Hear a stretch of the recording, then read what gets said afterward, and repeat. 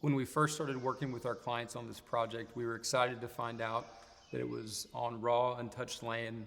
Once you leave, the highway and you're driving on this private road, we wanted you to be able to experience the 6 acres. We wanted you to know that you were, driving through a wooded site. A circular meandering driveway was perfect from that. We brought you around the property. You're able to drive past the house to the porte-cochere where you can enter the house, and there's this compression and a transition from kind of the hustle and bustle of every day to this sort of just, breath of releasing and relaxing and knowing that you're home.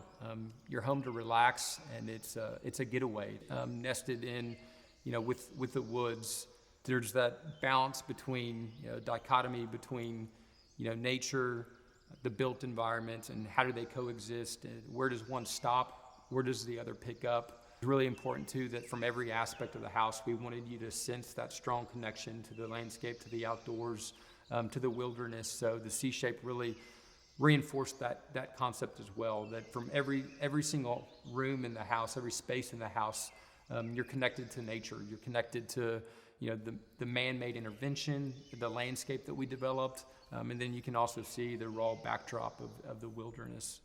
We spent quite a bit of time studying the property, walking the property, visiting it during different times of the day. What are the different surrounding aspects? What can we hear? What can we see? What's the quality of light? What trees are we going to come in and selectively remove? That's really what set off the design process too, in thinking about the domestic realm and the fundamental basic need of structure, security, protection from the elements, and how do they coexist? Like, how does the human coexist in nature? And it was an exciting aspect of this project because we don't often get to do that in a rural setting.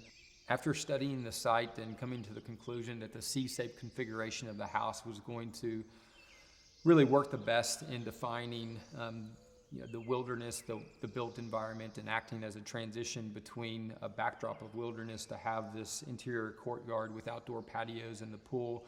Then we started looking at what was the layout of the space, public versus private realm of the house, what was formal, what was not formal. The main core, the main body of the C became the great room. It's got the kitchen, it's got the dining, it's got the living that's not formal but somewhat formal.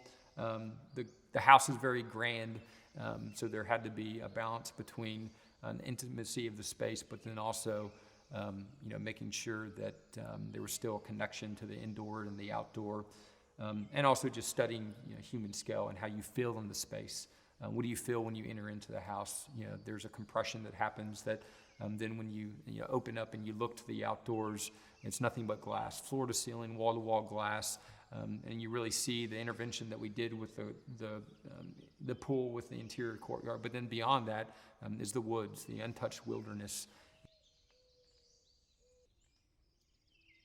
2 years later, when I walk the house, I still get the same feel of excitement in knowing we accomplished what we set out to do, a strong connection to the landscape and nature.